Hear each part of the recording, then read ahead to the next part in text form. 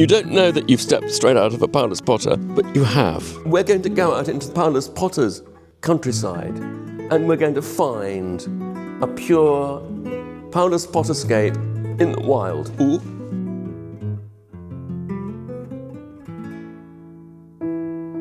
I remember seeing it when it came to us a few months ago and was immediately captivated by it. Its naturalness and the way that it is so logical in a natural way. We can see straight away that it's a day in probably late spring or summer. There are high clouds, but they're being blown with the prevailing wind from the west. This gentle breeze is blowing the poplars a little bit towards us across the picture plane. And what's the time of day? Well, there are hints here. There is light towards the horizon. It's late afternoon, warm golden light. And in the foreground, we have a girl wearing red who is milking a cow. Other animals are watching languidly, disinterestedly, although we're being watched by one particular cow here. It's melk-uur, milking time. Melk-uur in Dutch is the time in the late afternoon when the cows were milked. So it is all real, utterly plausible, but totally a product of the artist's own imagination. We're getting close. Look, there are willows flanking this road.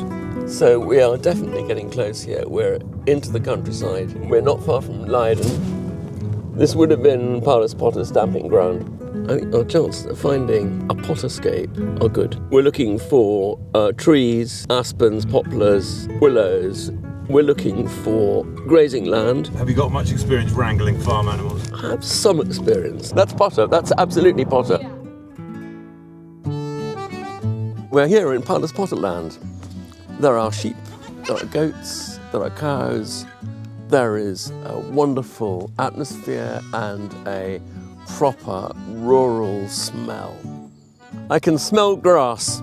This is his own country. You can tell from his paintings that that's where he felt at home.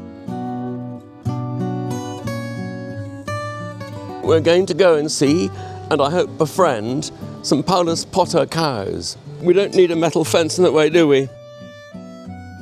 Whee! Well, these cows are Potteresque because they're cows. We associate Potter with cows because he had so many cows in his paintings. And they all have personalities. The hair formation is just like the way the hair is formed on the forehead of the cow in question. This close to these wonderful creatures, I can see why Potter was so obsessed with them and so much liked to paint them. They're extraordinary. Hello. Hello. This is a Paulus Potter sheep, but it's also a William Blake sheep. Potter's landscapes have poplars and lots of willows, some pollarded, some old, some in leaf. Here we see those trees, but actually we also see others. You can find a sky like this in some paintings by Paulus Potter, particularly early paintings, but it's not the same sky that we have in our painting and in many others.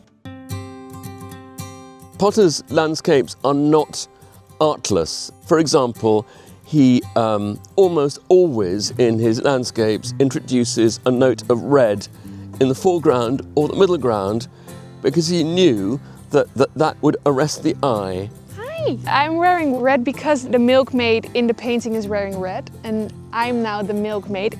And I didn't expect that this would be like a day of an intern at Sotheby's, but now here we are in the Potter landscape.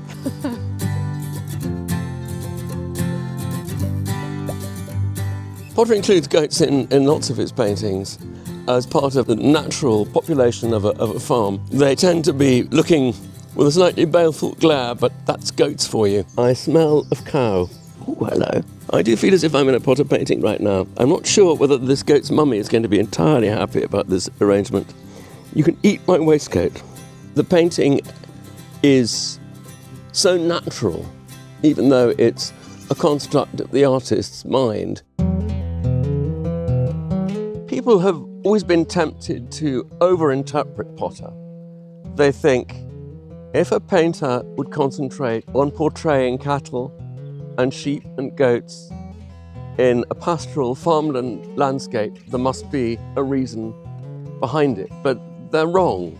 And I think the French 19th century painter Fromentin, who regarded Potter rightly as a great pioneer of Dutch landscape painting, wrote of him, I think, rather perceptively.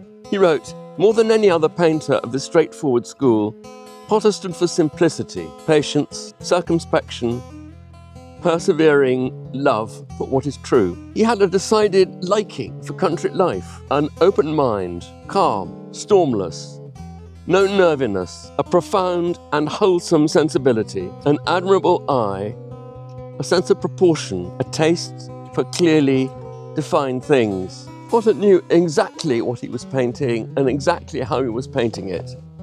It's his artfulness that makes his paintings look so artless. We're in a Potterscape now, so I think that's pretty conclusive proof that Potter landscapes still exist exactly as Potter imagined them to be and as they are.